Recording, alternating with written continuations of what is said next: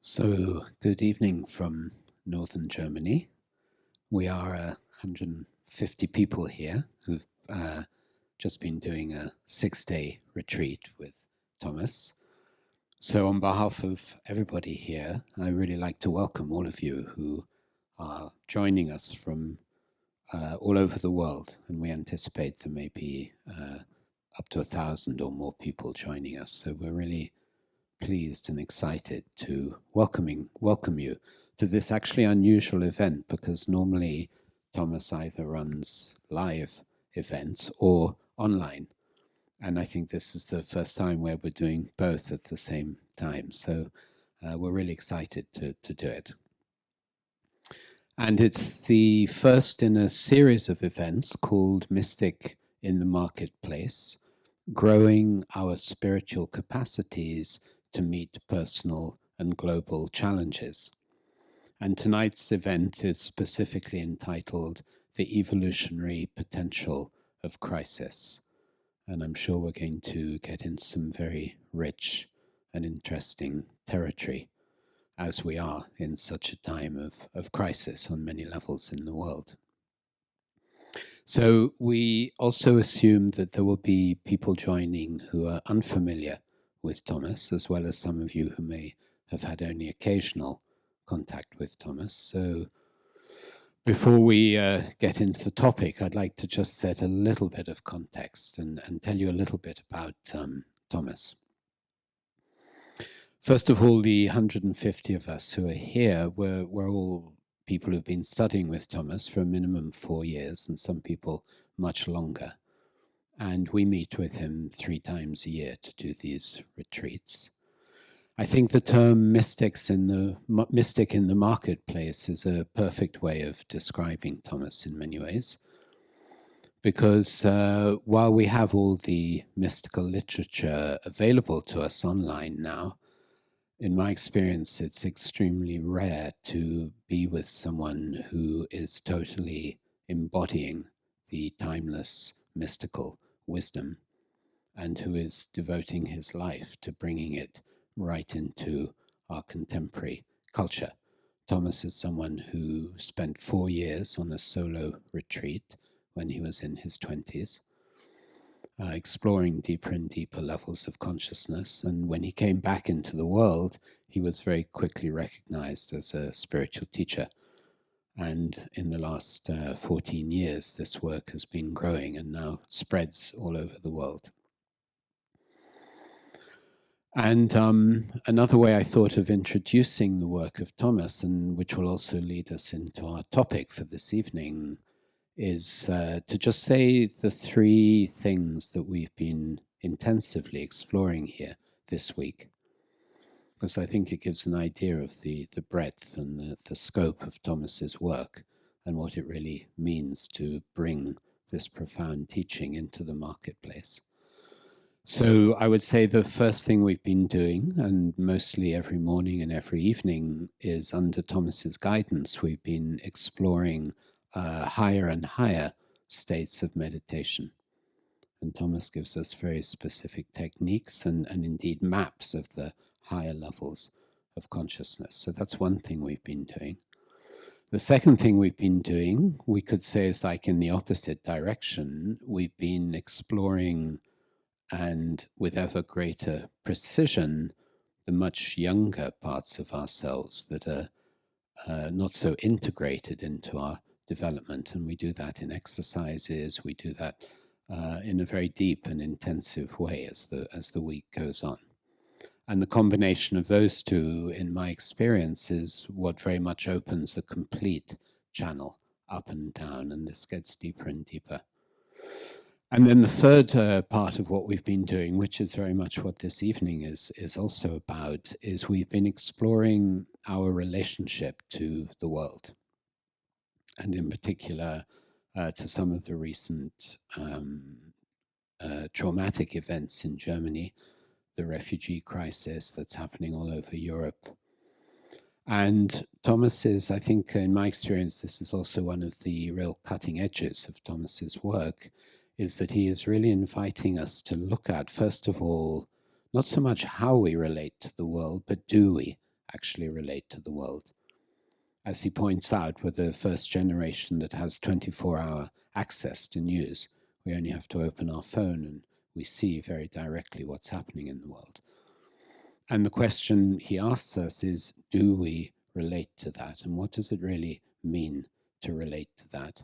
What kinds of spiritual competencies do we need to develop to actually have the resilience to keep a real open, naked relationship to what are often very, very disturbing events in the world? And then as an extension of that, there's a very deep inquiry, which again, I think is right at the cutting edge of spiritual exploration, which is what it really means to have some kind of global consciousness. You know, we hear that word a lot, but through Thomas's teaching, we're gently exploring, because it's something that's, I don't think we've ever had before in a genuine way, what it means to really have some kind of global consciousness. So those are the three things we've been doing this week.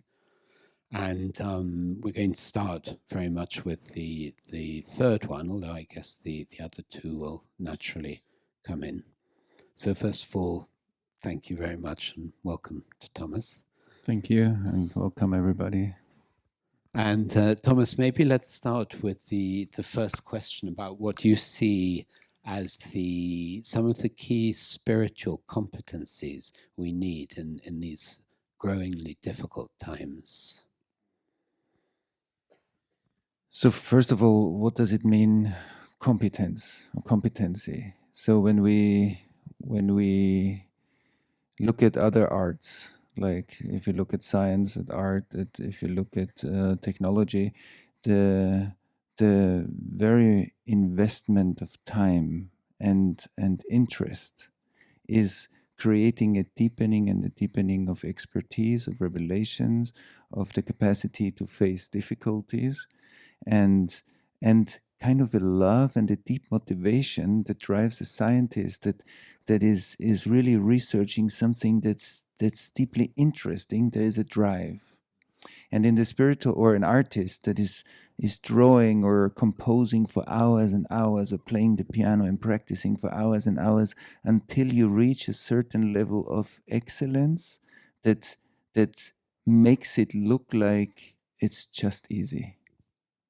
And I believe that in the spiritual practice we have the same. There are people that invest their whole life in just refining and refining and refining their level of presence and inner environment that is inclusive and open and vulnerable, and connected to the world, that is grounded, that has a higher intuition, a higher inspiration, or the capacity to innovate, and can embrace more and more of reality. So now we are living in a time that technology, as you said, invites us exactly into that. The internet and everybody who is able to join this program today has access to basically all the information that is out there. We run around with our mobile devices, with our computers, whatever, and we have all the time access. So for the spiritual work, or the mystical knowledge, when we define mystical as the essence of every spiritual tradition, like the mystical knowledge is basically the excellence or the essence of the spiritual practice, like the professional work that's being done. Now, when we apply that and we say, okay, in everyday life, we face challenges. We face challenges that we don't have enough time to get everything done. We face challenges that some things annoy us, some things we don't know how to handle, and then we need to. Most of us have very busy lives. I mean, most of us have families. We have a job. We have many things that we need to get done. The world's getting faster and faster, and here I am, and then you tell me relate to the world news, and then I'm already so full with my private life. How can I possibly deal with so many atrocities that happen in the world right now? How can I deal with all the unfairness and all the inequality and all the things that are really painful?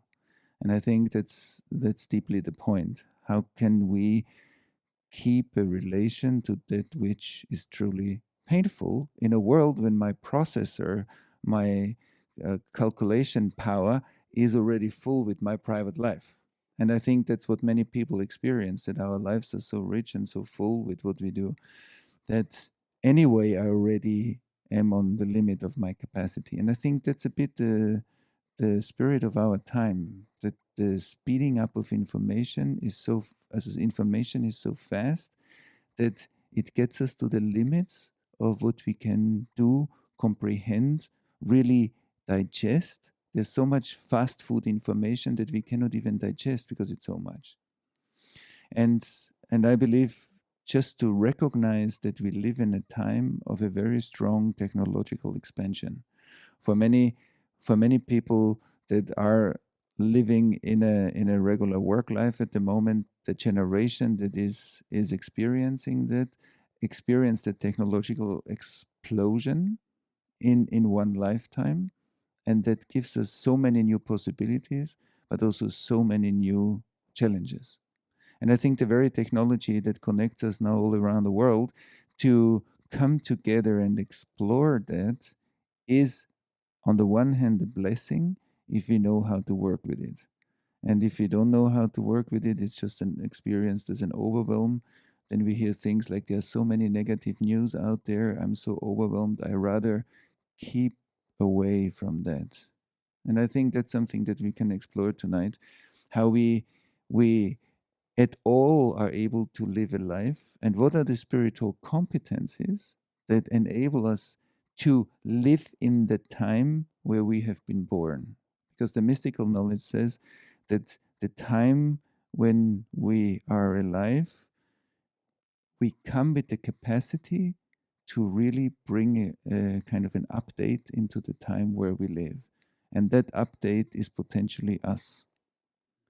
And so now we can look at how we navigate to the beautiful aspects of our time, the abundance and all the scientific and technological revelations that we use and love every day, and how we also responsibly respond to what we don't love every day, what we don't want to see, what we want to cut out, what we want to deny, because that's also part of enjoying the beauty of our time. So I think that's something that we can explore, because the mystical knowledge holds a lot of information, knowledge, and practices. How a human being that really wants it can master that path in this life, and there are many competencies that we can train, and we can talk about them, that help us to face the challenges, because every new generation will have new challenges, and they will again look like, oh, they are partly overwhelming, but that's the nature of life, that's the nature of evolution, of expansion, of development.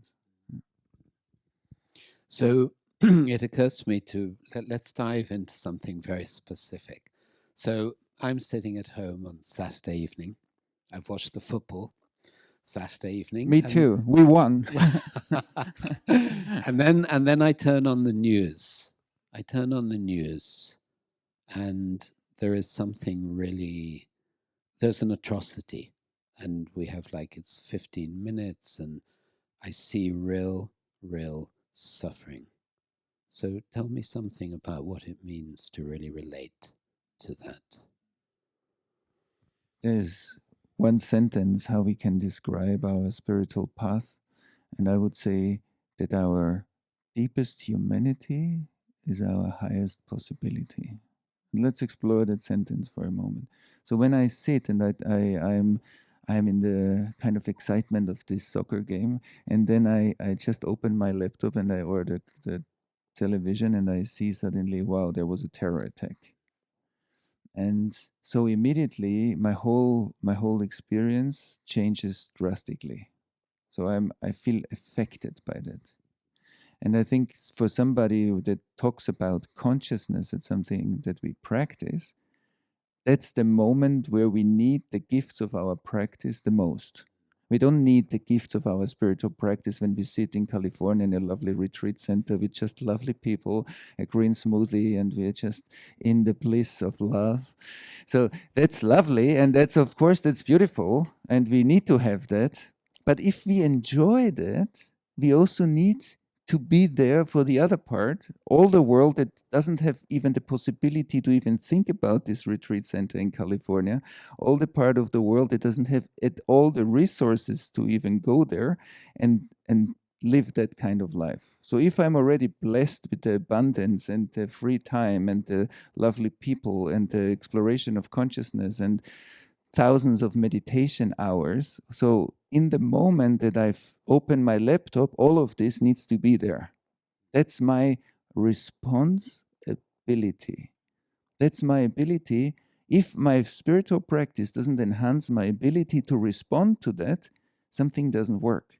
Then it's self-indulgence, then it's good for me, it's wellness, it's kind of, wellness is lovely, but it's for me. Spiritual practice is not for me. Spiritual practice is a much bigger radius of life than just for me. It's not something that I consume. It's something that trains me in potentials, abilities, capacities to really live a responsible life, which means a life where I'm able to respond.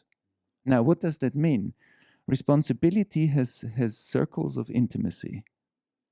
There's a circle of intimacy that is just me and myself. I'm shocked. I see this. I see that many people died. I see maybe live video parts in the television, and it's just that the first circle of intimacy is that if I can contain myself, if I can stay a connected human being or a disassociated human being. If I disassociate, I'm totally overwhelmed. I go away from that. So I'm actually going away from that world. I cannot deal with that world. But that already says something. But my sense is that often when we see what many people call negative news, that's what happens. It's negative because I cannot stay in a relation with it. It's so overwhelming that it's too much. Now, but we talk a lot about responsibility. But in this moment, I don't have the ability to respond to that. Why? Because I don't have the ability to stay related to that fact. So I need to own that. I need to just honor that or own that I'm so overwhelmed that I need to look away. I'm still looking with my mind at the news, but my heart and my feelings and the rest of me is already shut down. I'm already not in contact. I'm not relating as a full human being with my whole capacity. I cut down my compassion. I cut down my emotional connectedness. I feel contracted, and all I want is to close the television, the computer. But in that moment in the world, there's a lot of pain. In that place that I see, there's a lot of pain. Now I can say, okay, I'm happy I'm sitting in my living room, and that place, I mean, bad for them, but I'm sitting at home, so I can close the computer because anyway, I have a full life. But is that really true? When we listen to all the great masters in all the spiritual traditions, and they talk about a revelation of interconnectedness, a revelation of unity, a revelation of not two-ness of the world, is that really true that that's just out there and I'm just happy to be in here? And so when we talk about spiritual practice, it's yes, of course, we many people at the moment have the blessing and the abundance and the time and the opportunity to do a lot of inner work, inner practice. But that's the moment where we will see if it bears fruits. If my all my practice of presence, my practice of becoming a vulnerable open human being, my practice of staying connected inside, being innovative and creative and intuitive and much more interrelated with the world shows itself in exactly that moment. So but that moment is experienced as difficult, and that's okay that it's experienced as difficult. It is difficult. That's the nature of that situation. But I need to be committed, I believe, if I see myself as a serious spiritual practitioner, I need to be committed to find out more about this moment. If I don't want to find out more about that moment, I'm not a mystic. I'm not a deep spiritual practitioner. I'm a wellness guest in a spiritual, I don't know, supermarket.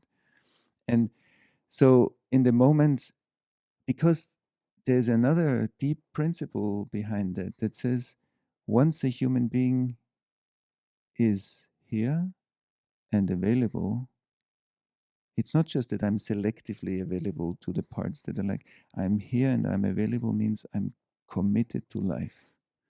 There's a higher priority than my pain and my pleasure. There's a higher priority than my comfort and my discomfort. This is no longer steering my life. That's part of my life, but life is bigger than that. That means to create like a bigger perspective than a personal perspective, an ego perspective, means that I can and I will learn because I'm committed to it to include that. Because my compassion, my love, and the blessing that I receive in my practice puts this into my heart. That I will find a relation. But the relation is not just, oh, I'm related to that. And it's also not to create an over drama. What that means, it means that more and more people will witness the course of the world in an integrated way. And witnessing is not a disassociated witnessing. Witnessing means that I allow myself to feel what it means to exceed it, to cognitively understand what that means, and to let my intelligence participate in that act. And I'm deeply convinced if more and more people do that, it this alone has already an effect. Let alone that we then much more know how to meet the world and what the action is that comes from that. Because if you're in contact with somebody, it's like if you say, oh, somebody um, says, yeah, I read already 3 books about the right diet. Should I do raw food? Should I become a vegan? Or should I stay a vegetarian? Or what should I do? Yeah, either we tell the person, maybe you read a book about macrobiotics. Or we say, don't you think we should have a look at the fact why we need to read so many books and why the answer is not naturally arising in there, why this stays such a question? Or when people need more and more books how to deal with their children, maybe we need to look at the relation between me and my child. Why am I not naturally responding to my child in a healthy way?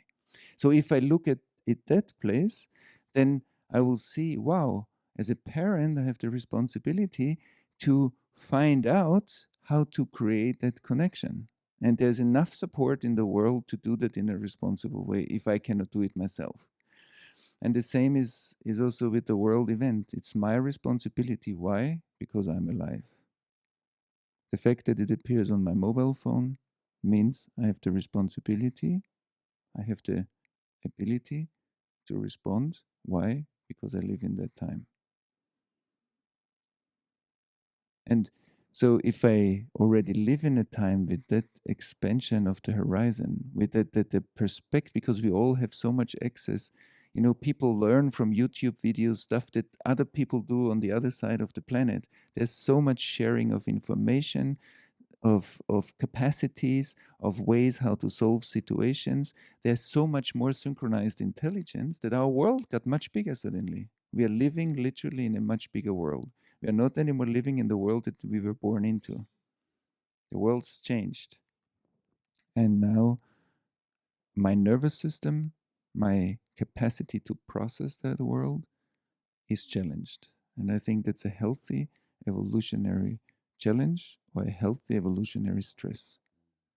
So we discern in our work, as you know, we discern between like a shadow stress. That's a stress when the world meets me in an area that I'm not integrated, where I hold a shadow. So then I will naturally feel that experience as stressful. Why? Because I cannot respond to it according to who I am. And the other stress is the evolutionary stress. That's where we expand capacities. Everybody knows the first time that you tried to ride your bike, it was most probably it was a very hard experience. How do other people do that? How can you stay on 2 wheels? You have to fall over. I mean, it's clear. And now you don't even think about it. Why? Because your capacity opened up. And so I believe when we look at our world of today, There's an evolutionary tension, and the only way to face that is to practice. This is my practice. If I meet a challenge, I met my practice. So yeah. Great, thank you.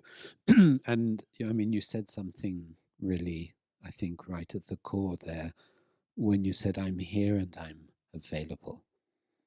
And that, I think, already presupposes spiritual practice. It presupposes that I've built an interior that, on the one hand, has space, and on the other hand, that I've practiced staying present with difficult emotions or in myself and in other people. I'm here and I'm available. And then I can look at the news and stay present. Perhaps you can just unfold that a little bit more. Yeah, because availability it consists out of multiple factors. When in the spiritual tradition, for example, in Christianity, when you look at the cross, what do you see? You see a horizontal relatedness to the world, and you see a vertical relatedness to the higher impulse, to the higher consciousness that we potentially grow into, and how we ground that again. So when I live that, then I increase my capacity to in, like my perspective, my capacity to include the world, to include a wider complexity of the world, and I learn to integrate that wider complexity in and as my life. But also, I learn to, as you said, what we did this week, we learn to connect to higher states and potential stages of consciousness, and we see how can we be the becoming of that. How can I live a more a wiser life? How can I live a more conscious life, a more present life? And so we all know when we grew up, some of us grew up in very supportive circumstances. So we got the gift of having an easier time with being available as human beings. If you grow up with a very supportive environment where your potential is being seen, where you felt related and supported, so of course you will feel that you have a steady base, and that base is not so easily shaken.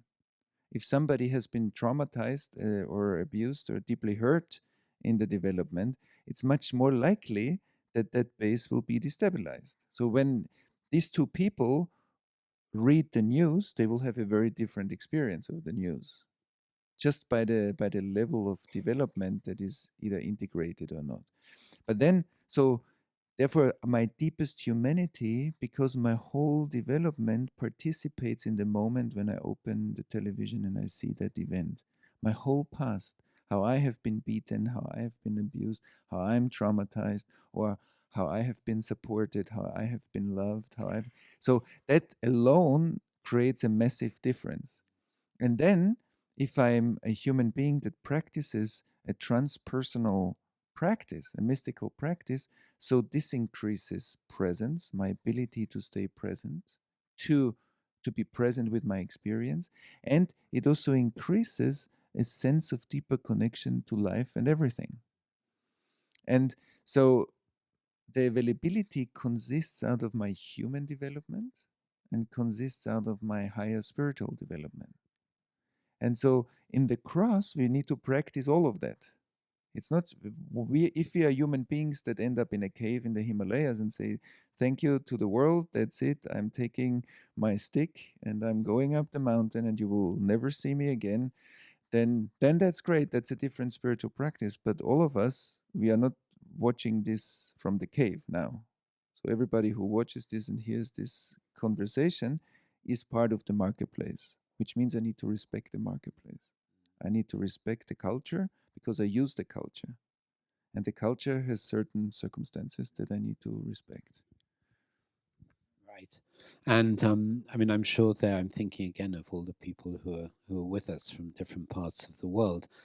And you mentioned it earlier. I can easily imagine that some people naturally say, it's too much. I don't want to look at the news. It's too much. What would you say to them? First of all, I mean, definitely there are people that really had a very difficult upbringing, and if in this condition I say it's too much, maybe it's a healthy protection. So that I need to have this healthy protection because my resources to deal with that situation are simply very limited. My skin is very thin, we would say. And so, on the other hand, um, not dealing with the world can also mean that I just want to follow the habits of my ego. And the habits of me is like, I want to deal with my life. Why should I deal with all the complexity of the world? I mean, who has nobody can deal with that. So I rather stay, okay, anyway, I help my neighbor and I also donate a little bit of money to that organization. That's my part. That's what I can do. And first of all, that needs to be respected. That's your choice. But it's not anymore a choice when I say I'm participating in a deep spiritual practice, then I need to explore, at least I need to explore the choice. Because often the choice is a habit of staying comfortable in one's own life. But then we see, for example, suddenly like there's a terror wave that reaches Europe. It seemed like Europe was more or less as safe in the last decades, more or less as safe, or parts of Europe were pretty quiet. And now it seems like, wow, suddenly that's something that I need to think about. Soccer, as you said, you watched your soccer game. Soccer games are being cancelled, and suddenly there's terror, there's police, things are being investigated, and you read every day in the news, so then you don't know, is well, everybody gets afraid now. No, I'm not getting afraid, it anyway is not going to happen to me. But I'm living at the moment in Israel and in the Middle East. That's part of life every day. So what are the competencies that we need in order to practice in that time? Because it seems, yeah, now that's a wave, but then there's another wave that potentially climate change will bring, and there's a lot of inequality in the world. So we don't know even how that will unfold. So we are living in a time that is anyway, there are many burning areas at the moment. But my sense is for a very honest and kind of practicing human being, that's actually what needs to inspire my practice. I think it's not anymore enough to say that's difficult. I need to honor that it's difficult because it is difficult. And still, I'm committed to find a new relation to that which is difficult.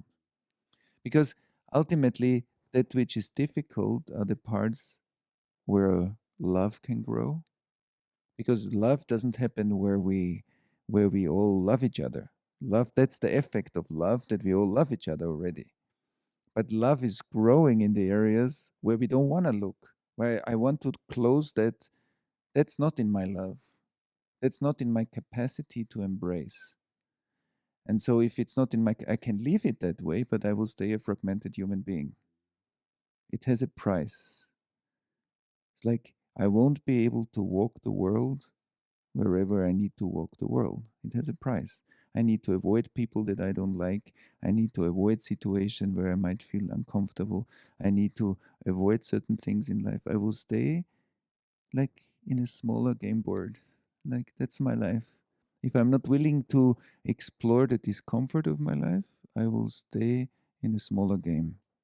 I can tell myself that it's good and it's fine, but I will feel there's a part in me that is not happy with that.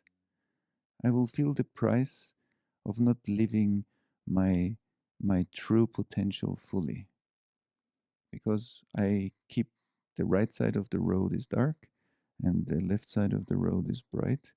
So I decided to always go on that side of the road that is where it's bright. And the other side of the road, I don't really know what's there, but I will not find out because I don't want to go there because I'm afraid of dark. So if I want to live my life that way, that's great. But then I'm not a mystic. Then I'm not a true spiritual practitioner, because this means to bring light into the dark. This means to illuminate the parts that we are not aware of. And that's true for me as an individual. But my sense is that also true for us as a culture. There are many parts in the culture that express the imbalance of our fragmentation, that we too many people want to walk on the bright side of the road, and so it's a bit heavy there. And so we see that other parts are suffering from that. It's a bit heavy here. And I need to see how I contribute to that. And so if I say I take my life's purpose really seriously, then my life purpose might lead me any moment to the dark side of the road, and I will go there. I'm not bound to hang out in the retreat center. If my calling goes to a crisis area, I will go there. If it goes to a very beautiful area and I'm working in that retreat, also great. But then it's free. Then life can really go with me wherever I need to be. And I think that freedom has a reward. This, there's a blessing, there's a grace that comes when we feel we actually contribute to the wholeness of life, whatever we can contribute. Every expansion of love comes with a sense of grace. There's a gift that we get for expanding love. And love is not just love like harmony. Love means the ability to face what's difficult. That's where love expands. That's where we practice. That's where when we give ourselves to the struggle of our time, that's where life really learns something. But not learns that we have new theories. It's learned because I become the answer. I learn something as a parent if I can answer spontaneously to my child from a healthy, connected place. And if it needed a process for me to develop that, but once it's lived, it's alive wisdom. I don't need to read a book about it because I naturally do that. And that's the same with responding to the difficult parts of our society, of our culture, events that happen. It's the same thing. I will feel the contribution because I'm able to respond to that part of life.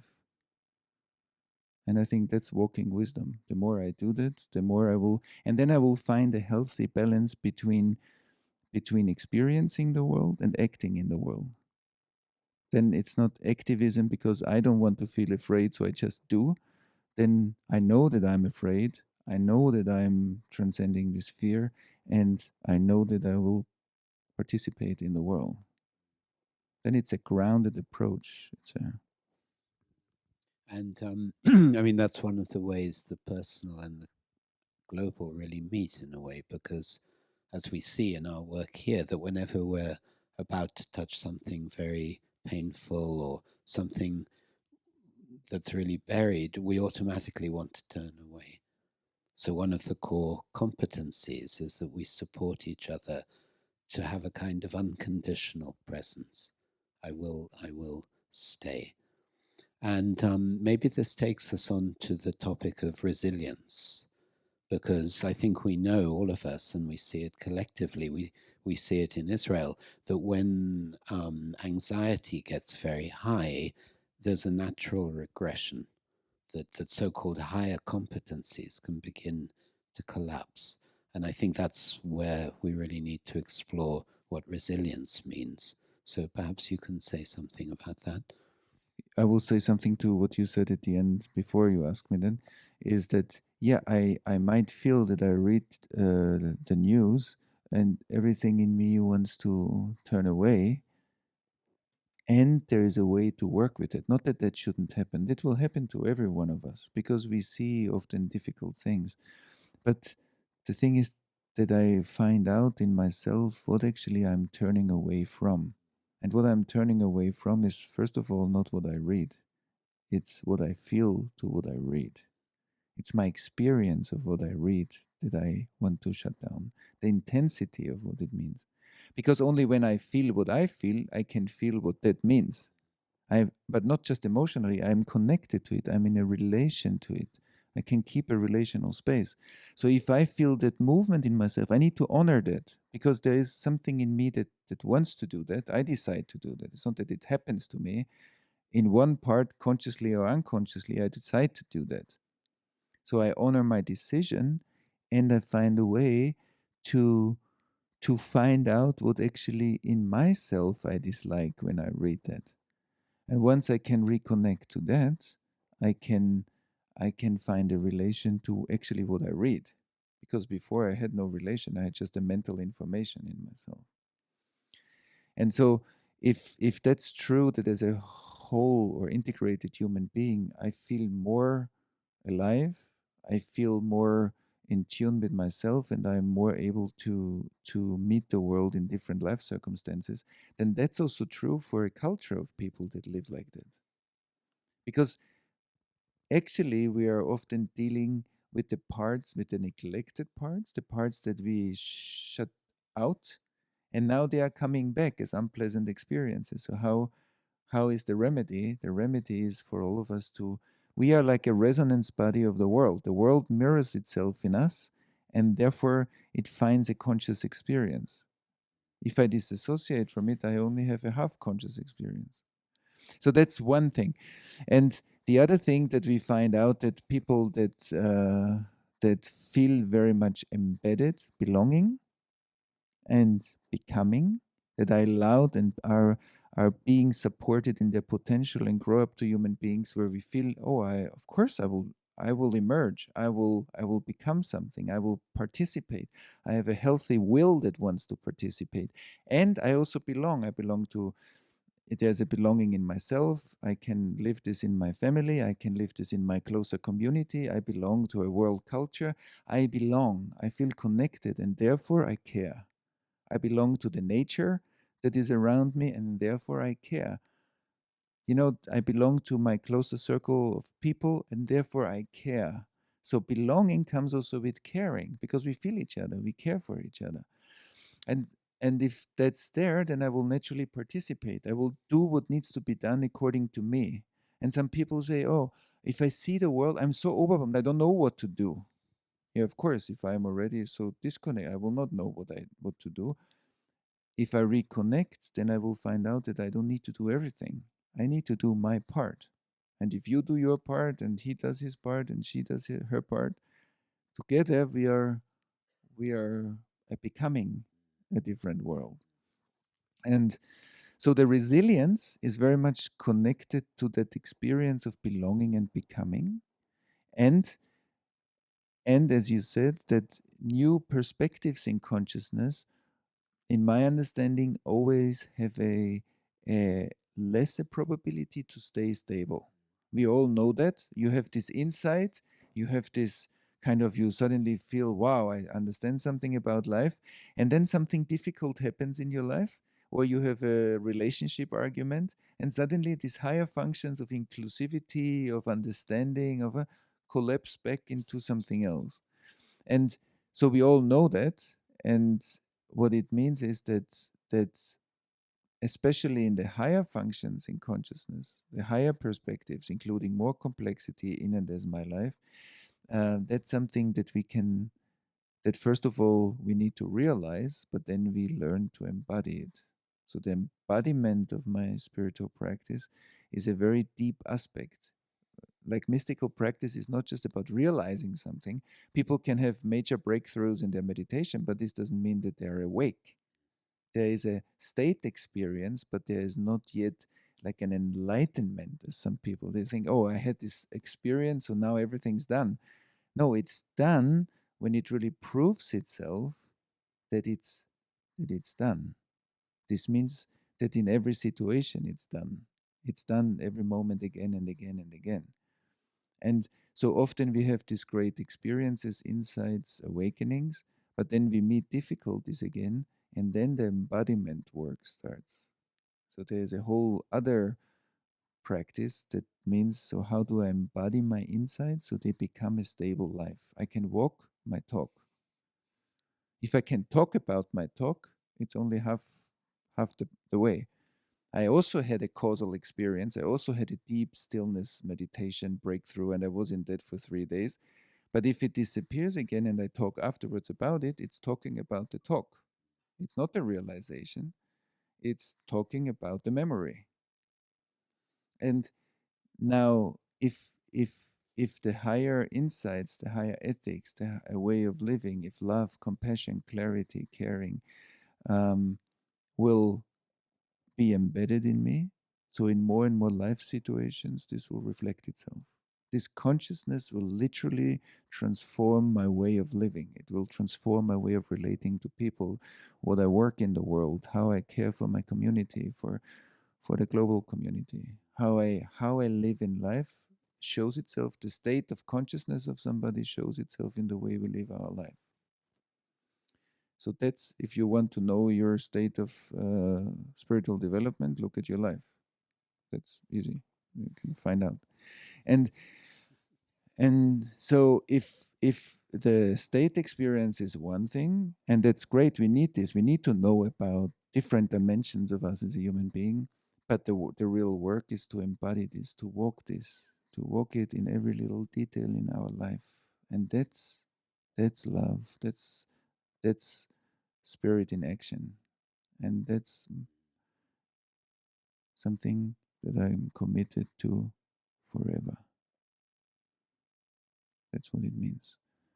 I'm not asking anymore about the end of my spiritual journey. Awakening is not the end of the journey. It's finding out that I'm committed to it forever. Which means I stop asking when it's over, or when I'm done, when it's finished. When will I arrive? You're where? You're anywhere already here. So um, so the and if that's true, then I'm really committed to this conversation. I'm not waiting that the next moment is better, because this moment holds everything in it. So this moment is the moment.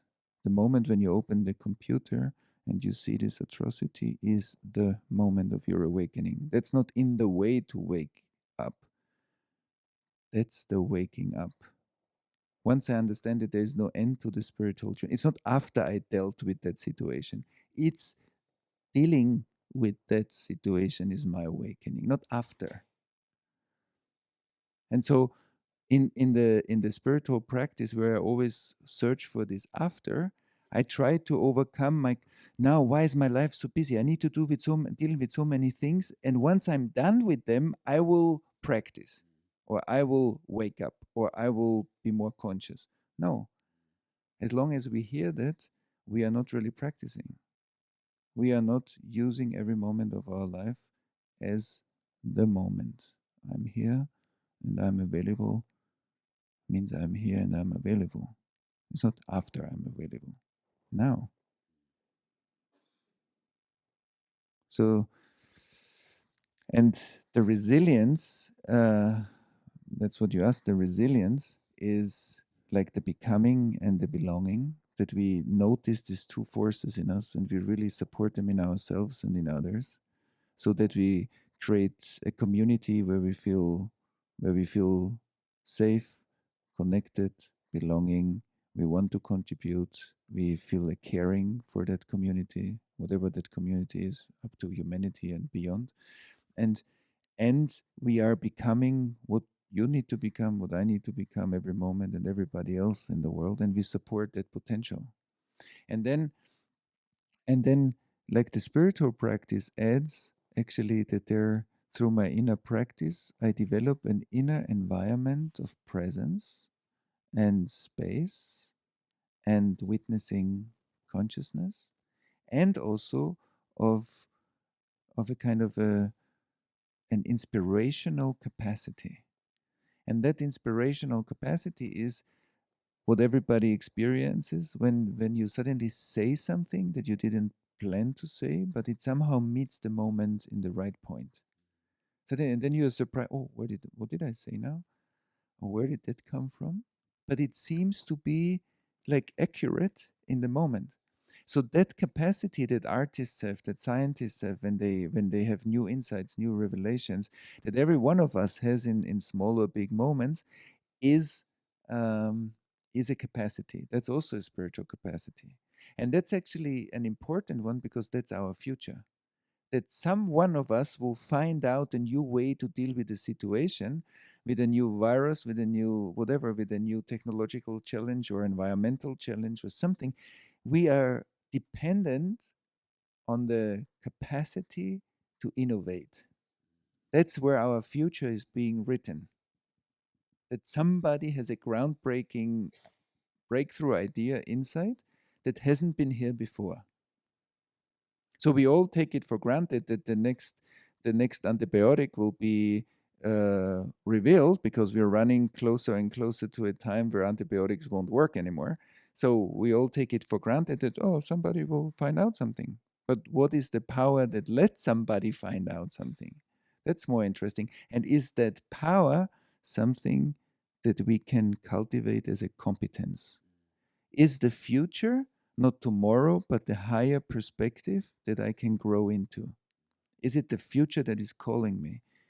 And if there is a future that's calling me, the mystical knowledge says, and that's absolutely what we need to practice, because that's basically the capacity to evolve, to update our life, and ultimately to realize a higher intelligence than just my personal intelligence. And so the capacity to stay creative and open in a challenging or crisis situation is key. Because I believe in the moment I contract, I don't have a future. I have only the tools of my past to deal with. If I'm in a relationship argument or crisis, and I'm already very contracted and I'm just defensive and I try to just convince the other person that I'm right, in that moment I'm using behaviors, thoughts, feelings that come from the past. And in the past I wasn't able to solve this conflict, so I won't be able to solve it now either in a creative way, so that something really new can happen. I need the future. I need my creativity. I need to have a new insight. I need to do something different or differently in order to turn the situation into something new. And in a way, when you look into the traditions, that's when you see for example, in Buddhism, Buddha walking and having golden footprints, then you see that the light of inspiration is reflected in every footstep, which means it's totally grounded, it's embodied. And this means you became an answer to the life situations that meet you. And enlightenment is in a way to turn your life from being a question to becoming an answer. You became the answer of your life circumstance. You became the answer of your karmic blueprint. You became the answer of the time that you're living in. That's where you start becoming an innovative force in the area that you work in. If you work as a doctor, so it will be that way. If you work as a social worker, if you are a dad or a mom, or if you do anything, if you do art, that innovation will run your life, and therefore it will have many, many fruits, golden fruits. So that's very promising, because it says that creativity is not a coincidence, it's a capacity. A capacity to meet challenges with creativity is something that we can train and learn. It's not something that we just need to hope that it happens. There is a way to create an internal environment that is much more fertile to creativity. And if I practice that, so, and if more and more people practice that, we create a creative and innovative culture that is able to face the challenges and to download new updates. And in easy times, that's easy. If I sit and I'm relaxed and I'm just meditating, so yeah, of course, many things will come to me. But if I'm challenged, that's equally interesting. If when I go to mediate a conflict in a hot area on the planet and there is a strong conflict energy in the room, that I can still stay grounded and available and creative to bring something that changes the situation. I think that's a very interesting ability. That's really a competence, I believe. And then the moments where I speak and I'm surprised by what I say will grow. That's a sign for a successful spiritual practice. That more and more you say things that you didn't plan, that are spontaneous, fresh, a new chewing gum, not the chewing gum that you put last night onto your the small table beside your bed, and in the morning you take it again. And you say the same things, you do the same things. It's the same CD like yesterday.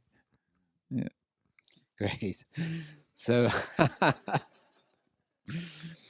So I think this gives us an amazing ground now to go into maybe the wider topic of the evolutionary potential of crisis, because I know almost everyone here, and I'm sure many of the people tuning in, really want to contribute something. And I want to pick up on something you said earlier, because it touches me deeply whenever you say it. It feels very radical. And you talked about that the first step, maybe a huge step, is that the events that are happening need eyes to look at them. And I'd love you to say, I think that's really opening a very big door when you talk about that. So let's say, to make it very radical, um, there is a Jordanian pilot that gets burned alive. That's so difficult to see, to witness, that like everything wants to turn away from that. When you see that it's so terrible, this experience, so we want to turn away from that. And that's a very extreme example, but there's a whole spectrum of things. So there's some things I can still somehow relate to, and then there's somewhere a red line, and there after the red line, I, I need to shut it out. Now, let's say the person who burns this human being is not conscious of this act. The person that burns cannot experience it because it's such an overwhelming experience. Most probably, there is no way to experience this consciously. Many people that see that want to see that, but in a very disassociated way. So, who looks at that event? But what does it mean, looking? Looking means seeing. What does it mean when we collectively we are hungry for this? There are many people that it's already crazy how many people look at those videos to see those things, but most probably almost everybody will experience this only to a certain degree because the amount of information is so strong that we are not able to experience that fully when we feel connected, when we are connected, open human beings. So it's very hard to take this in. And so if less and less people look at those things, or they became so normal because we can consume that in the internet all the time, so we become already kind of, it becomes a kind of a disassociated habit that that's happening. In my vulnerability as a caring, like the way how you look at your child when you are kind of healthy, so and you look at your child and you feel this connection, you feel love for your child. If that quality cannot look at that event, we are not anymore able to see that because so many, the world is full of violence. And then we make movies that are also full of violence to see more of it, and then computer games, and then we see there's so many imprints, so that the sensitivity that feels and responds to that is more and more crippled. And then it seems like cool if you can be cool, but that's already alarming that we are cool with those things. And if I notice this in myself, so I notice also if I cannot look at this, how where does the clarity come from that brings clarity into that situation from an internal, connected, integrated perspective? And I think that's very interesting. So we are practicing in our work not only like individual awakening, not only individual integration processes and what an individual wants to contribute to the world. I'm very interested in something that we call intersubjective or interrelational awakening. How a large group of people or a group of people, a team in a company, an initiative in the world can live in a more awake way as a shared experience, as a shared state, as a shared perspective. We call it the ability. The ability to be a mature human being within a cultural context that has a transpersonal dimension.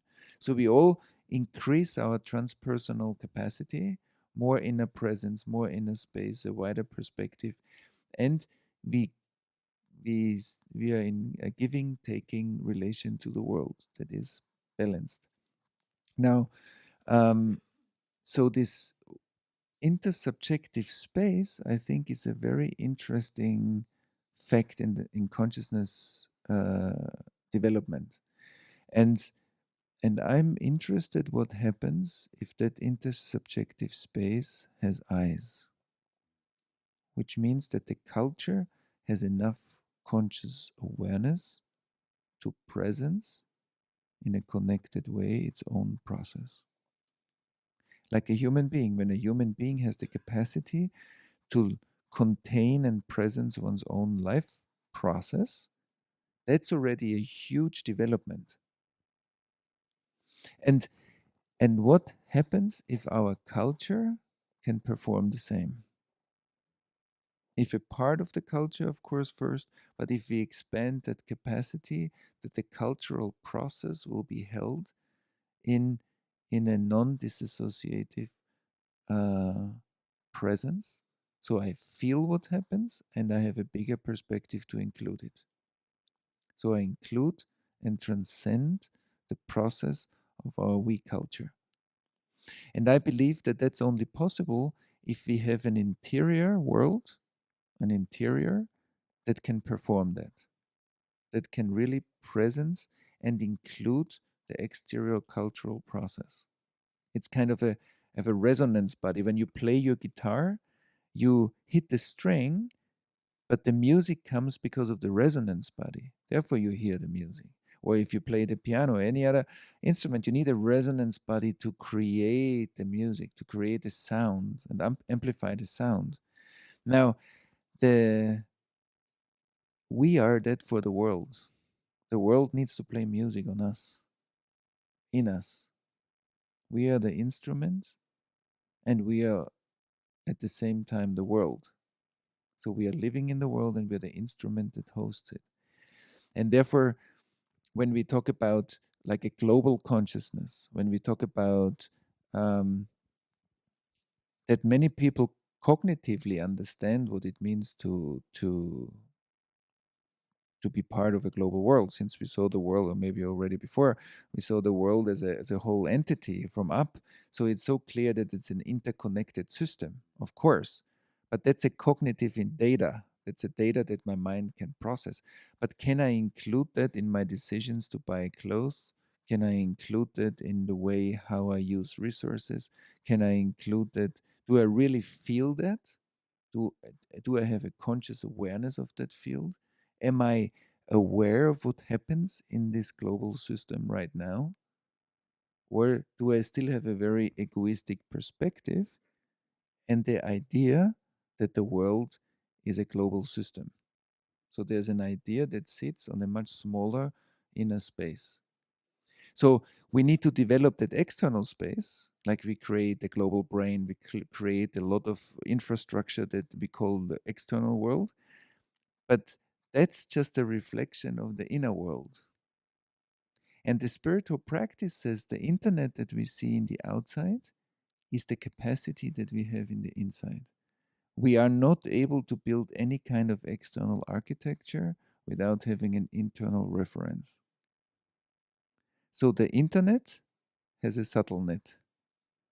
The subtle net is the subtle capacity. That's the consciousness equivalent of that external internet. If I practice that, I will see that the same capacities that the internet can give me, I potentially host in myself. And that's truly inspiring, because then we have outer science and then we have inner science, and both of them together, I believe, need to marry. We are part of a wedding. We are the guests of a wedding party. And who is the bride and who is marrying? Inner and outer science. And the combination of that is a transrational mystical practice. So and I think the global consciousness is an external, there's a globe, an external reality, and that it needs to have an internal capacity, that I can really feel for the globe, that I can think when I live my life, the cognitive capacity of a global consciousness, the emotional, the caring, the social. There's so many capacities that need to go global for me to be a global citizen. Then the world's alive in me and I'm alive in the world. Yeah, and I think that takes us very naturally into it's a phrase that you've used often, what it means to have a we culture, a we consciousness, and that it's absolutely not about everyone agrees with each other. Say more about what that really is on a deeper level, this notion of a we culture, a we consciousness. I mean, there are many we cultures on different levels of development, of course. You know, many communities or many soccer fans feel themselves as being part of a community, you know, and they're very inspired, very passionate, or depressed, depends. We are never depressed, we are always winning.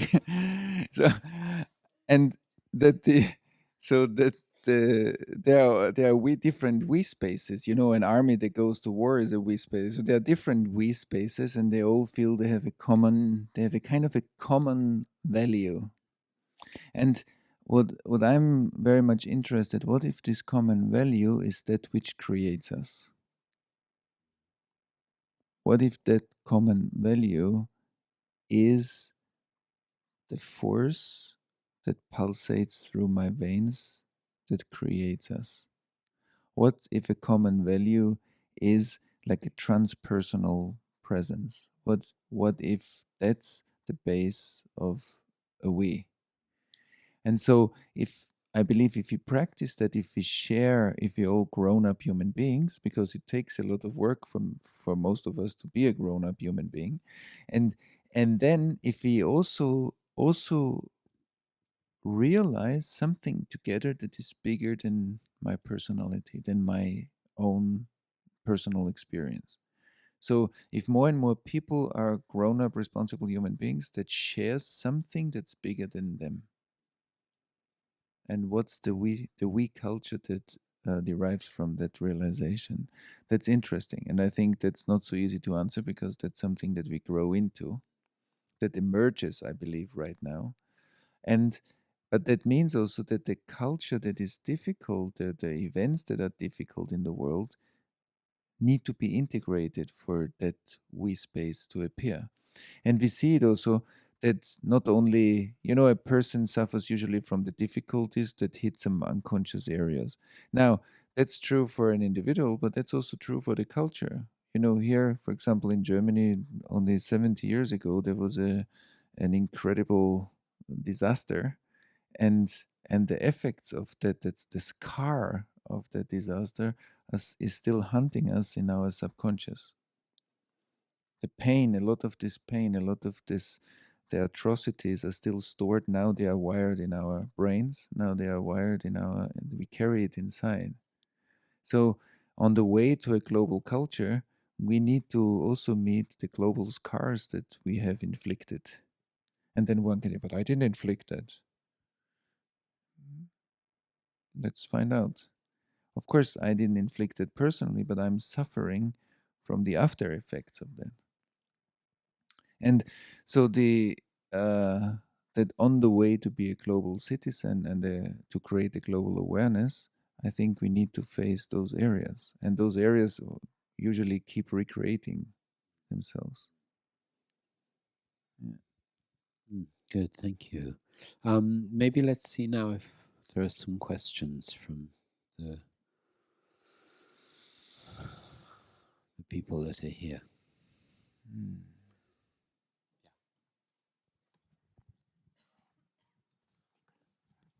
Joanna, yeah.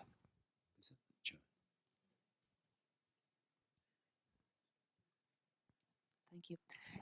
Thomas, I have a question concerning computers. 2 days ago, a Google algorithm beat human Go players, and Go was always considered to be a game impossible by an algorithm to beat because it depends on intuition, and just pure calculating capacity didn't seem to be able to beat it. So it seems that we are entering a new age of computer power, of artificial intelligence. And there are some thinkers and some practitioners like Elon Musk or Stephen Hawking who say that one of the biggest threats facing humanity, one of the biggest crises we could have, is artificial intelligence run, in the wrong hands. And I'm wondering if you could say something about that. What do you see as the relationship between us, humanity, consciousness, and the possibility that we could create completely different kinds of intelligence with computers? That's a wonderful question. You said artificial intelligence in the wrong hands. I believe it's already in the wrong hands. It's in our hands. So what I'm saying with that is, if artificial intelligence is really such a danger, then it's already happening. Somebody is going to pursue that. If we try to stop it, if we try to avoid it, whatever we do with it, somebody is going to pursue that because that's exciting. Maybe there is a lot to do with it, whatever. There are different motivations. We went and we invented nuclear power, we invented nuclear bombs. We all know that it's dangerous, and we did it. So now I think it's not about if it's going to happen, it's just about the consciousness that we create together, that we are together, that we live together, and because we have it in our hands. It's carried by us. It's we as humanity developed that. And I believe the first of all, the most important question is the understanding of human consciousness meeting artificial intelligence, and what is the relational capacity there. The second question that I believe the mystical knowledge would ask is, what and where is the difference? So there's clearly a difference between me, if I see myself as this, and the inside experience here, and the computer that stands in front of me, let's say. But if we listen to the mystical teachings, actually a lot of the mystical teachings is about transcending duality, transcending separation, and living kind of an embodied non-duality. So I'm asking the question, what is the difference in our consciousness? Where is the difference? And what does artificial intelligence reflect back on us? Because one of the threats is that artificial intelligence is going to become so intelligent that it will wipe out humanity. And maybe that's possible, but then it's anyway going to happen. If that's the case, then it's anyway going to happen, because if it's that intelligent, and not even because that some of the theories are also that, it's not because it's so cruel, because it will be so intelligent that it doesn't care, or that that it will overrun us by accident. So we see also a lot of our own human nature, of our own fears, of our own unconscious stuff, and of our own behavior suddenly reflected in artificial intelligence. It's a kind of a reflection surface of our own structure. And I think that's very interesting to own, that a lot what we project onto artificial intelligence is basically our own internal structure. Suddenly we have a mirror. It's like if an alien was to land on the planet, suddenly we would unite and have a kind of an other. And this would maybe help us to collaborate more. Now we have artificial intelligence, also kind of an other. It's a kind of a computer intelligence. What is that? So now I'm looking at that as an other, but then I project a lot of me onto that other. And so I think there's a lot, first of all, to see in what looks and how we look, and what structures get activated in us when we look at artificial intelligence. And the next thing is about intelligence as such. Because what is intelligence? If intelligence is really, if it's such a high intelligence, I at least question why it's not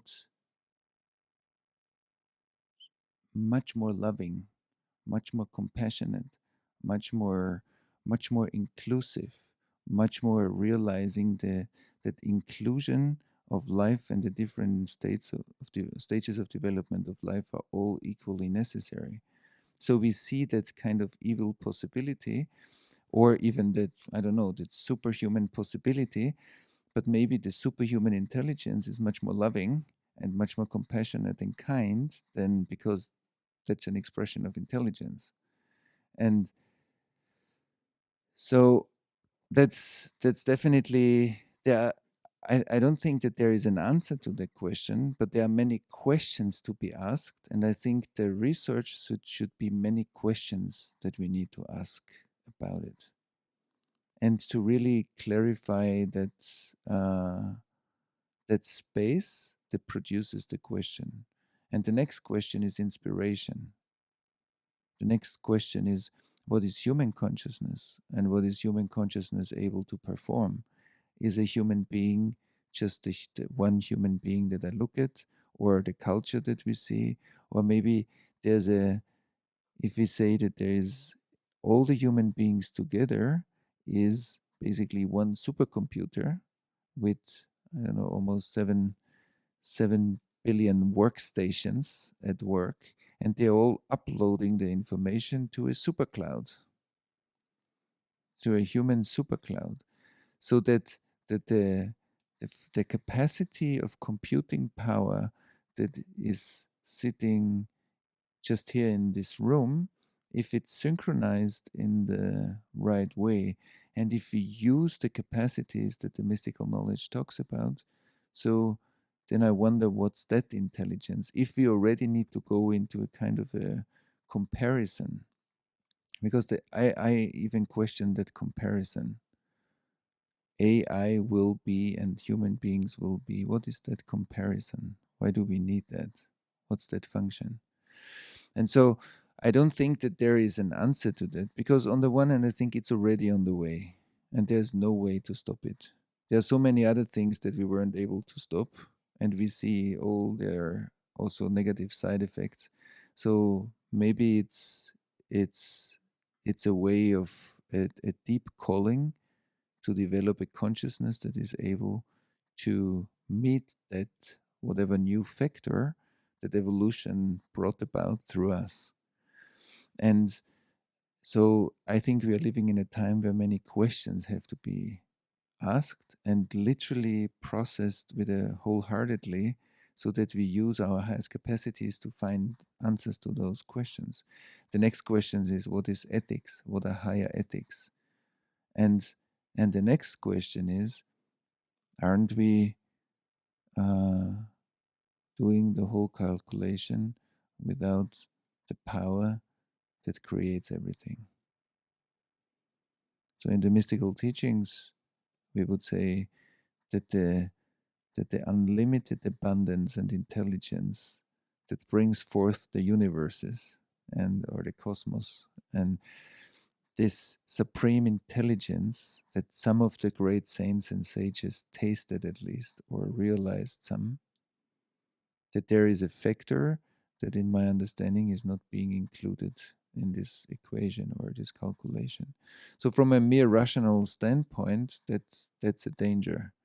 But if I'm grounded in that which creates the universes, so that there is actually a factor that needs to be taken in account as well in that whole calculation around artificial intelligence. And so my sense is that that's a bit missing in the mere scientific uh, discussion about it. Because if the assumption that the system is the system that we live it in, that we see at the moment, then it's scary. But then existence is anyway scary, because as a separate human being, I'm scared all the time. I'm always scared that I will not have something. I will not have my life. I will not have enough resources. I will not have enough food. I will not have enough love. I will not have. There are so many things that I potentially will not have. And that scares me all the time. So that way of living is anyway a very scary. So we have one fear more. But that's anyway part of our nature. And therefore, my sense is that's first of all a question of a consciousness that meets it, or a consciousness that is part of it, the development of artificial intelligence. And because asking those questions maybe will eventually have an effect on the design of artificial intelligence. And but there are too many unanswered questions, and I don't think that they are answers that we have ready. Those answers we need to become. They're evolutionary answers. So artificial intelligence is like somebody invents something in your neighborhood, and then you look and you say, but that's very similar to what I wanted to invent. And then you go back to your own lab and you work harder, because now you're even a bit, you envy that person that they invent something that, or they wrote a scientific work that you wanted to write, and now you research even deeper. So there's also a kind of a sparking of evolutionary potential, I believe, that's in that revelation. And we have seen in humanity very often that every level of development has its dark rooms, the hidden dark rooms that people don't talk about. And I think that's here the same. So I don't think that we are actually, I think we are in a stage of asking many questions and contemplating those questions together in order to develop something in ourselves. That's, I think, the step where we are in at the moment. Mm-hmm. But it's a very interesting field. In general, the whole technological development needs an interior that is able to handle that with a consciousness that meets it. And that's here the case, that's with our arms, the case, that's with our, like, all kind of scientific possibilities, the case. Yeah.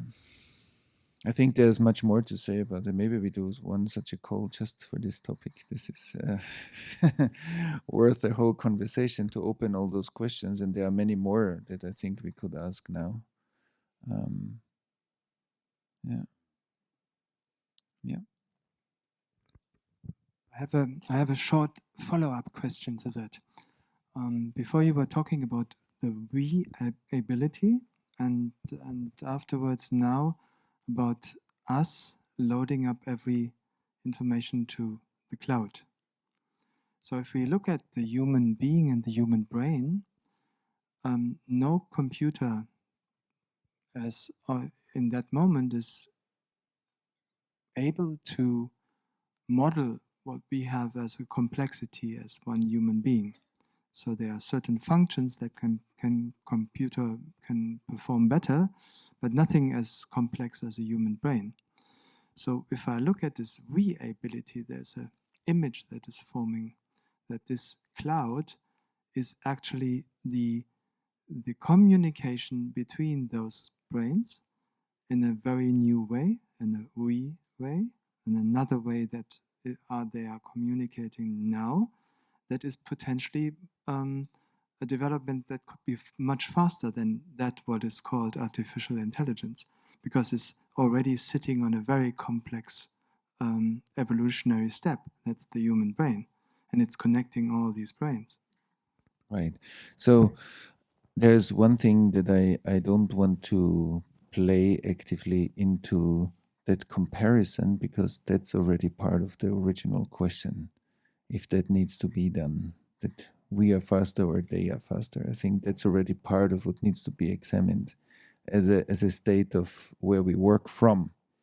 And the other thing is that I think that you are voicing something that is truly the case, that we can say that in a human being, there is a certain amount of coherence. So when the functions are integrated and they're collaborating in a very integrated way, there is a certain coherence. There's a coherence we can find in the brain. There's a coherence we can find in the expression.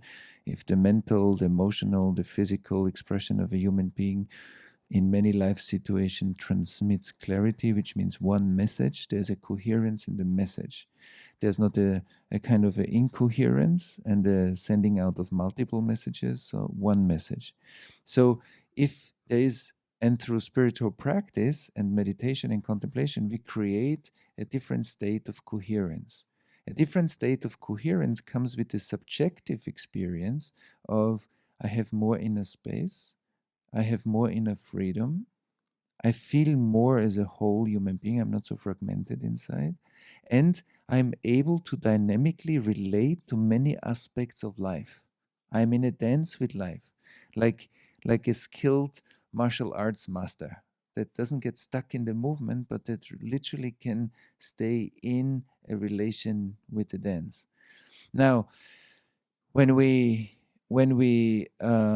say, and that's what I believe the mystical knowledge teaches us, is if enough people create that state of coherence inside, suddenly there is a kind of an emergence of what I would call a supercoherence, that we suddenly are able, we have the availability and the capacity to participate in something that I would call an overarching supercoherence. And that supercoherence expresses a much higher intelligence and capacity to understand, process, feel, and include life. And so is a new emergence in human consciousness. And that new emergence has a very low probability to happen at the moment because the circumstances for it are building. But in the moment it becomes evident, in the moment a smaller group of people or culture pops into that, it's amazing what the mutual space that we share and the intelligence that comes with it. And when we look at different writings of, for example, Sri Aurobindo, a saint in India that wrote about integral yoga and about the highest states and the higher levels of the mind. So there's a very detailed description of higher levels of intelligence that are way beyond a regular day-to-day human consciousness experience. And you find this in different traditions. You find similar descriptions about a more enlightened mind. And my sense is we all have free access. If we want it, we have free access to that supercoherence. It doesn't mean that we all will realize this, most probably not. But the possibility is there all the time.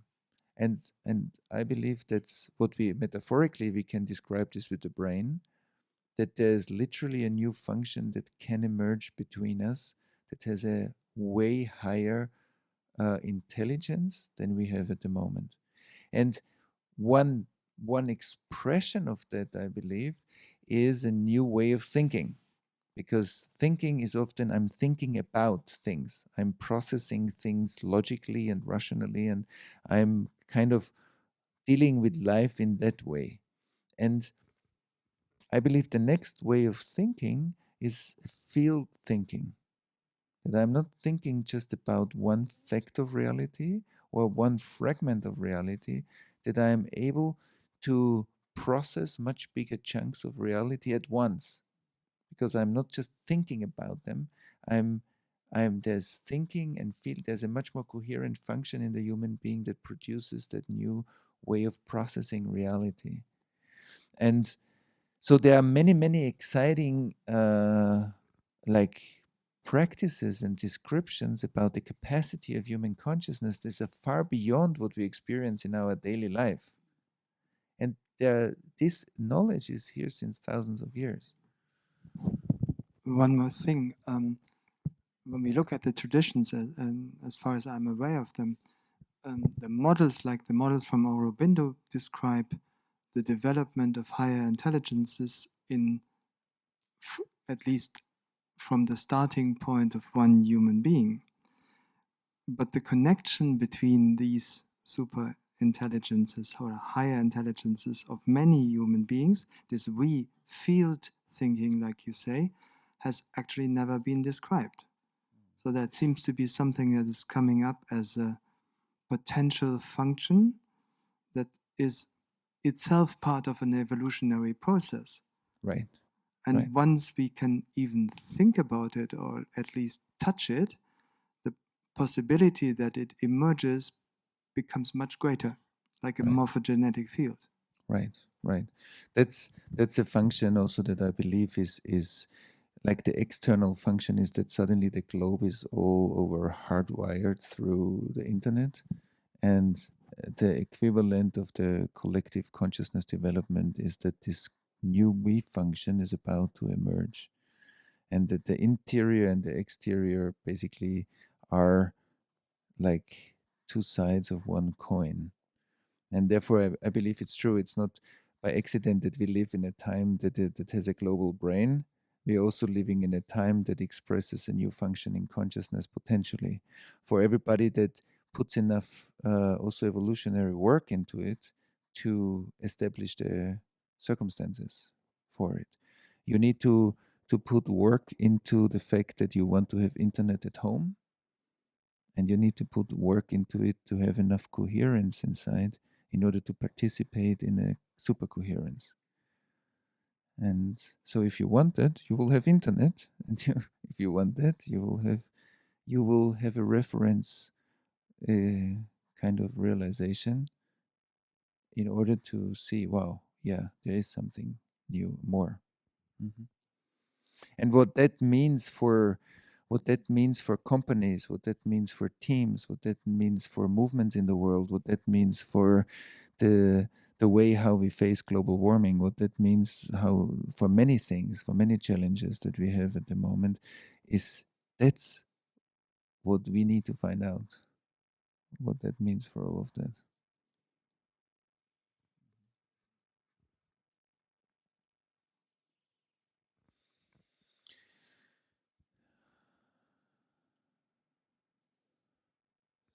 Anything else?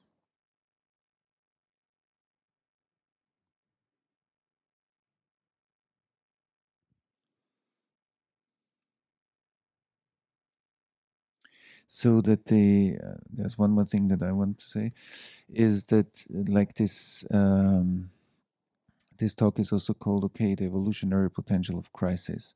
And my sense is like the mystical knowledge would say that a human being is the lovemaking of the future with the past, which means when our soul incarnates, it incarnates into the past of humanity. We all know that because we all walk, but we didn't invent walking. We all get angry, but no one of us invented anger. I mean, it would be good copyrights and lots of money, but it's not, we didn't invent that. So there are many functions in human consciousness that you would love to have the copyrights on because everybody uses it, but we don't have it. So now we are that composition of many, many structures in consciousness that we are using every day without maybe sometimes being aware. What a miracle that has been invented over millions of years, and so many lifetimes and lifetimes of life trying something out culminates in us. Now, here we are, but the fact is that there is this soul's impulse, and then there is so much past and so many structures that we are all a composition of that. And the mystical knowledge says that every one of us has the potential capacity to turn that often as tension, experienced as tension, this evolutionary tension, into an answer. But it's not said that that's going to happen. We might leave that question in life as it is. And so a real dedication, a real meeting, finding out again and again a relation to that world and to my life and whatever meets me in my life. And an inner practice that cultivates the competency of presence. that cultivates the competency, like an inner body competence, so that I walk through my life as as a refined interior awareness that has the capacity to meet the world in a refined and very precise way, that I practice my contemplative practices that give me this capacity to be creative and the capacity to be still, to expand my space. Because nowadays, many people don't feel any space. My life is so full, I don't feel it. I'm happy when I sit at home and I can just drink a tea.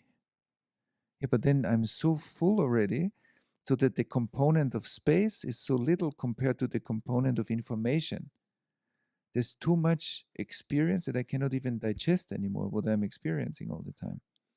So spiritual practice and therefore mindfulness became very popular because it's a remedy to introduce more space, Eckhart Tolle, more space. So there are so many ways to introduce more space into that packed life, into that stressful life, full of information. Yeah, because the world grew. And my contemplative practice gives, I can learn to have the right, for me, not everybody has the same composition of space and energy, space and experience. And so that I'm able to process my experience moment to moment to moment and also digest it. And then I can stay in a kind of sustainable way of living, that I don't use up my resources too much, so that one day I end up in a total exhaustion, in a burnout, in a state that I simply don't want to participate anymore because it's too much. But that is my responsibility. Nobody tells me to do that. Nobody will ever look if I do that.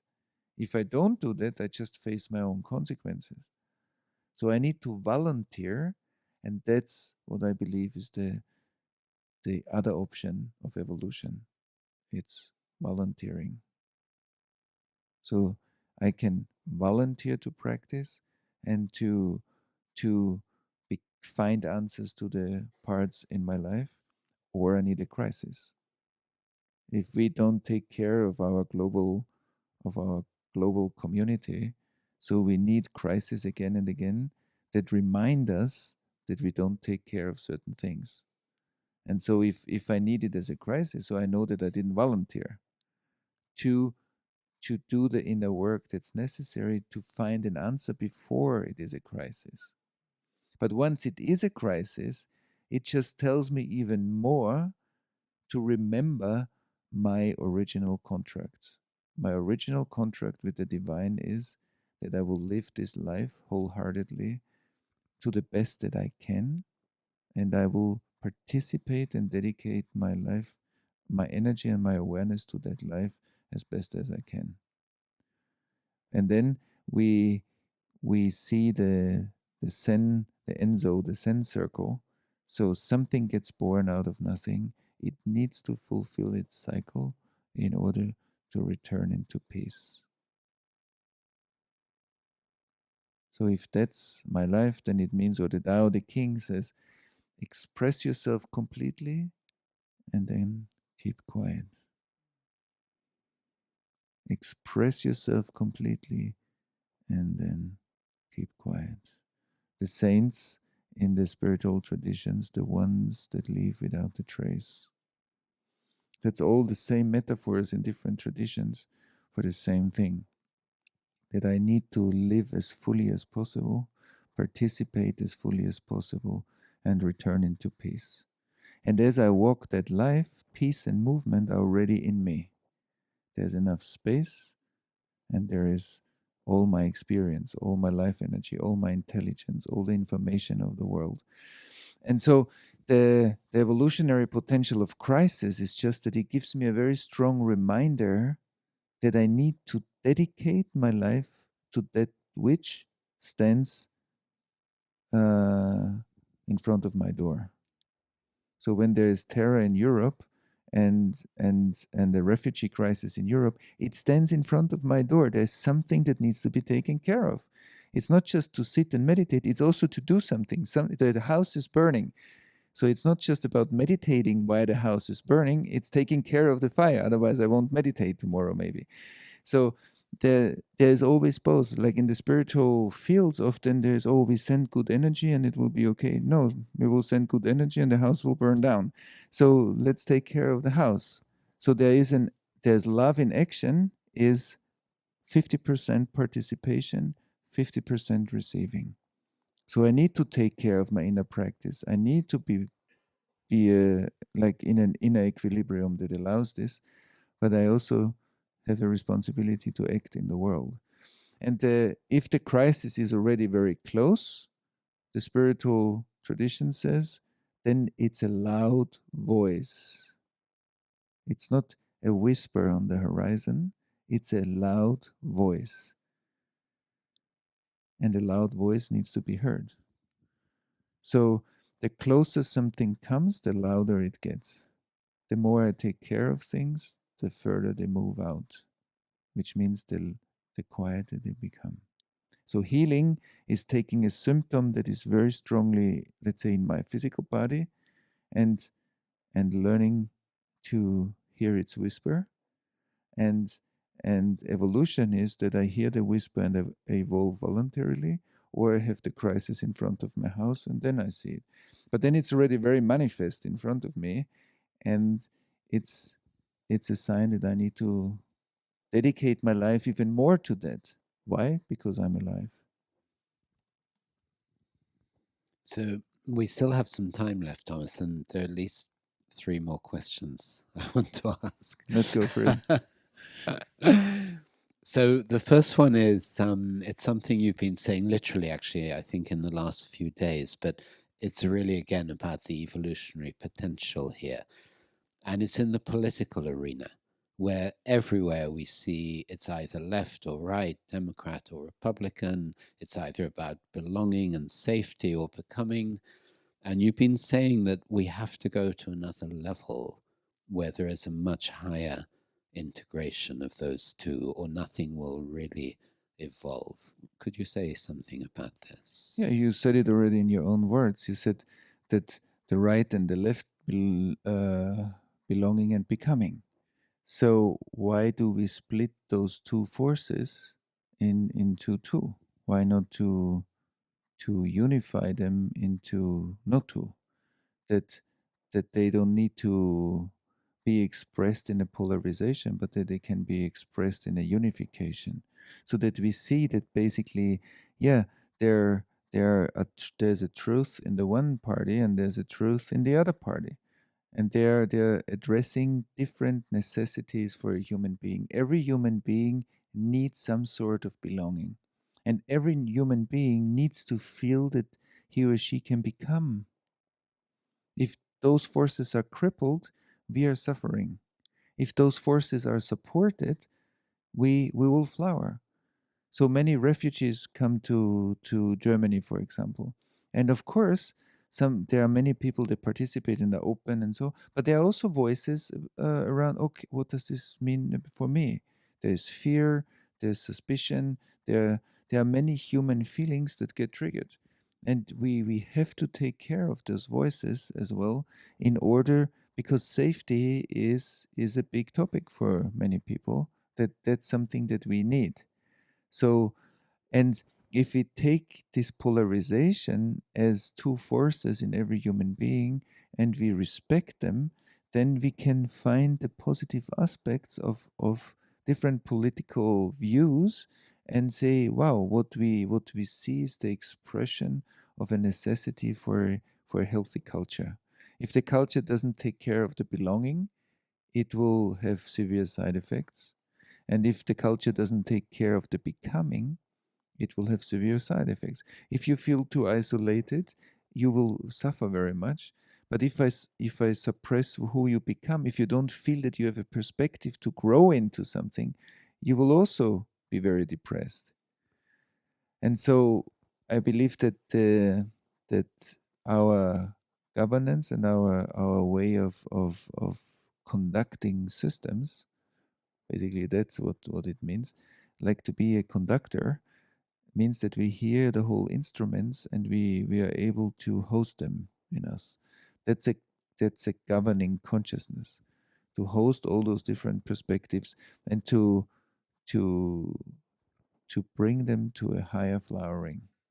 So the ideal, and I'm talking about an ideal, but the ideal leader or the ideal leadership is actually a consciousness that can integrate all those value systems and become a higher emergence. So it's an emerging governing or guiding or conducting or facilitating, but it includes all those different voices of the different value systems that are important for us. And I believe what we can do, because there's so much energy that we project out to the government that is actually in our responsibility. So as long as we hear somebody complain about the government, we know what's the matter. That person is not fully living his or her life. So if we stop complaining about the government and we take on the challenges self-responsibly and we take care of the things that meet us on our way, so then the culture in itself will be much more self-organized and will be in a much higher intelligence. And this will create much less pressure within the system. And so it will empower the individual, and we can allow competence hierarchies. And the so that I live a life where I support in the company that I create, in the initiative that I create, in the way how I live my life, in the way how I educate my children, that I support the healthy belonging and I support the potential of who you are to create a potential-oriented society, or uh, where I'm committed to your growth, even if it scares me. If I'm committed to your growth, even if it scares me. So if you become more successful, then I'm still supporting your growth. That's the edge, I think. Because that's where all the human stuff comes out. What? Really? Maybe there's something not right with you. Maybe I can criticize you a bit or scratch a bit here. We will find something that's not okay with you. If now that you're so successful, Nicholas, maybe I talk a bit bad with you about Nicholas, because somehow it's like, so how often does that happen in company? You have this all the time. If somebody else becomes more successful, what? Oh no. So, and that movement I need to transcend. If I want to participate in a potential oriented society, if I want to be a leader in a system and I'm acting like this, it's scary. I think that's scary. Because then I don't have the inner capacities to be an honest, dedicated, loving, clear, grounded leadership. And I think that's a very big human challenge. Like a true new emergent leadership is a big challenge. Because it means also that I'm a leader, that when there is a crisis, I'm not shutting down. And the capacity to be in change in an open way, inclusive of all my fear, of all the things that come up in me, but I'm not transferring that pressure back onto the system. That's a challenge. For this, I need to be already a very developed human being, not to tap into that trap. Yeah. Great. You already answered one of my other questions, which was I thought we need to take care of the time. that we have to stop complaining, which, as we know, in some cultures will be more difficult than in others. But anyway, let's finish because we have like 9 minutes or so. There's one, I think, amazing statement you've made about the global crisis, where you said there is not a scarcity of resources, there is a scarcity of consciousness. I think that would be a beautiful final way to finish, if you can speak about that. So that's multidimensional. There's a lot in this sentence. 8 minutes, I know. It's not a question of time. It's a question of precision. So the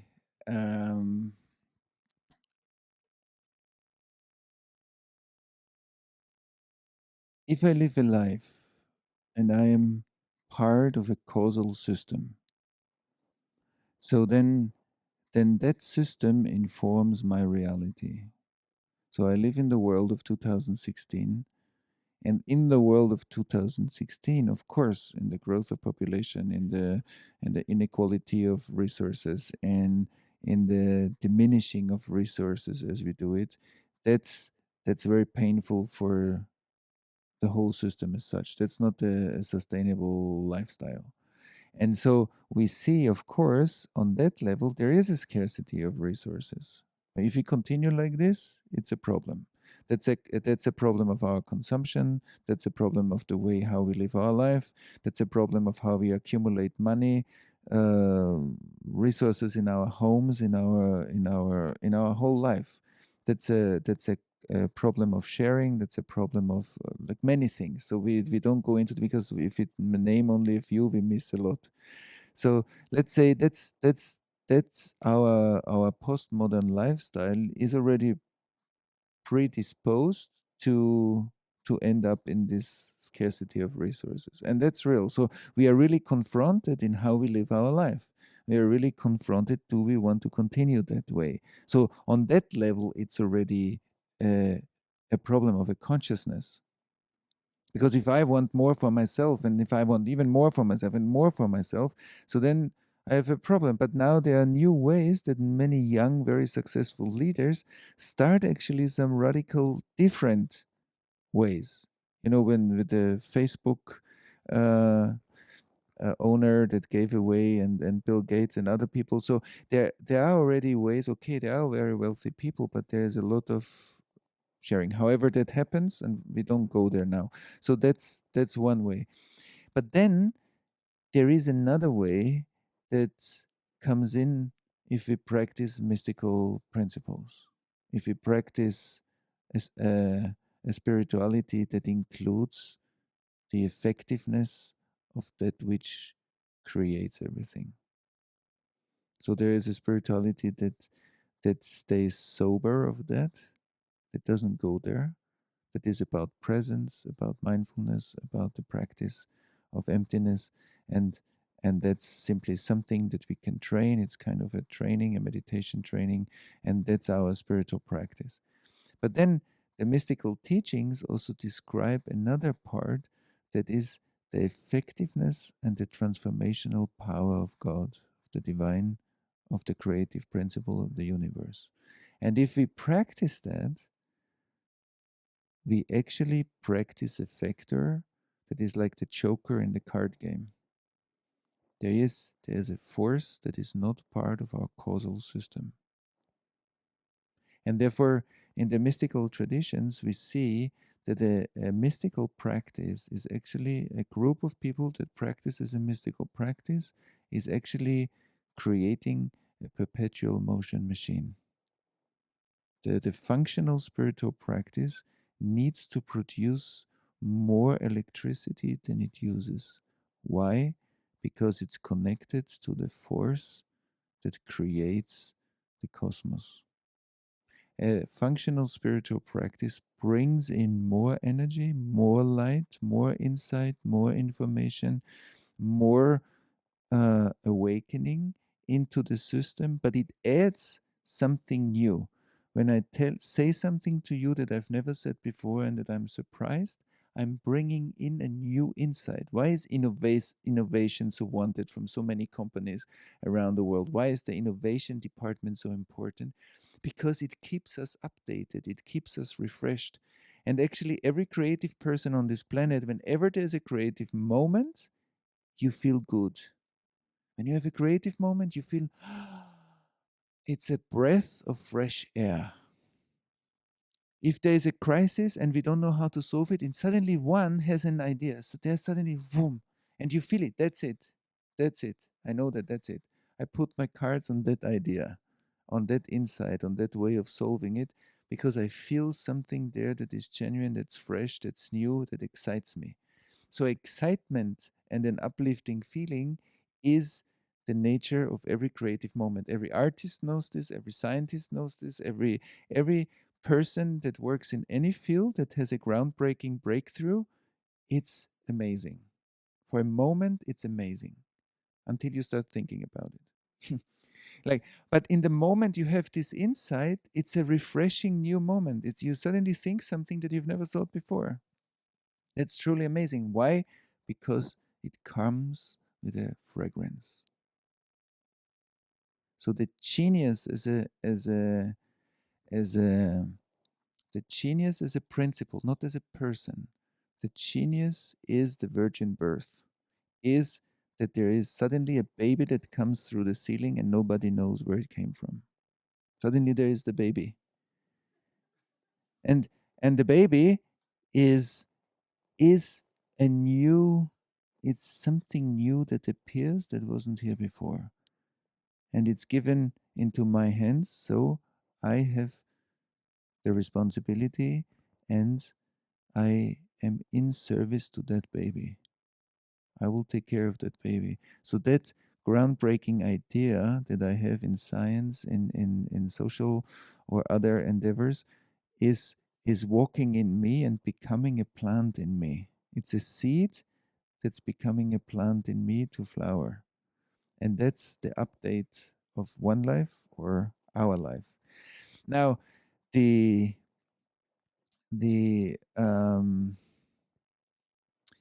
this updating function is this fragrance that I feel, this uplifting feeling, is what many mystics that wrote something after they had their realizations described when they had a divine or enlightenment experience. There's one stage of awakening where you wake up to the bliss or the ecstasy of that creative force. And that's not just a brain state, that's literally being connected to this creative force of that's totally abundant. And in the mystical tradition of Judaism, for example, there is a saying that the ego is based upon taking. We are living in a culture where we always look, what can I get from this? Do I talk to you? Will I get something in business from you? If not, then I don't talk to you. Will I get something from talking to you? Will I do this course? Will I do this? What do I get? A lot of the ego structure is based on taking, and the spiritual practice is based on giving. Because when I give, I become equal to the force that creates me, because that's a pure giving. So, our culture and our cultural crisis is a crisis of that taking.